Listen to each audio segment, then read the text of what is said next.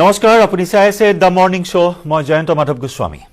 আৰু the morning শ্ব'ত আমি আৰম্ভণিতে জনাও এটা গুৰুত্বপূৰ্ণ খবৰ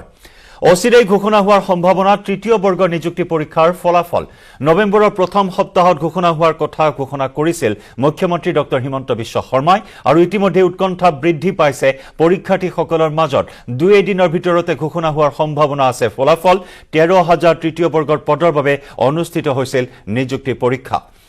সৰ্ববৃহৎ নিযুক্তি পৰীক্ষা ২৬,০০০ নিযুক্তি পৰীক্ষাৰ ইতিমধ্যে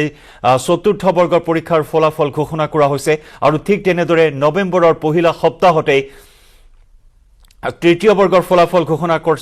ঘোষণা হোৱাৰ কথা উল্লেখ কৰিছে মুখ্যমন্ত্ৰী ডক্টৰ হিমন্ত বিশ্ব শৰ্মাই আৰু সেই মৰ্মে দুই এদিনৰ ভিতৰতে তৃতীয় বৰ্গৰ ফলাফল ঘোষণা হোৱাৰ সম্ভাৱনা আছে ১৩,০০০ তৃতীয় বৰ্গৰ পদৰ বাবে অনুষ্ঠিত হৈছিল নিযুক্তি পৰীক্ষা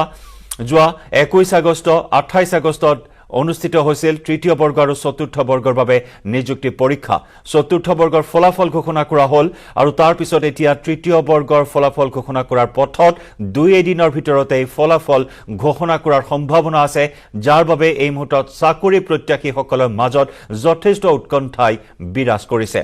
এক সৰ্ববৃহৎ নিযুক্তি পৰীক্ষাৰ বাবে এই বৃহৎ পদক্ষেপ হাতত লৈছিল ২৬,০০০ নিযুক্তি পৰীক্ষা অনুষ্ঠিত কৰা হৈছিল ২৬,০০০ পদৰ বাবে এই নিযুক্তি পৰীক্ষা অনুষ্ঠিত হৈছিল কটকটীয়া নিৰাপত্তা বেষ্টনীৰ মাজত পানী নসৰকা নিৰাপত্তাৰ মাজত অনুষ্ঠিত হৈছিল এই নিযুক্তি পৰীক্ষা ইণ্টাৰনেট কৰ্তন কৰি অনুষ্ঠিত কৰা হৈছিল পৰীক্ষা আৰু সেই তৃতীয় বৰ্গৰ পৰীক্ষাৰ ফলাফল দুই এদিনতে ঘোষণা হোৱাৰ সম্ভাৱনা আছে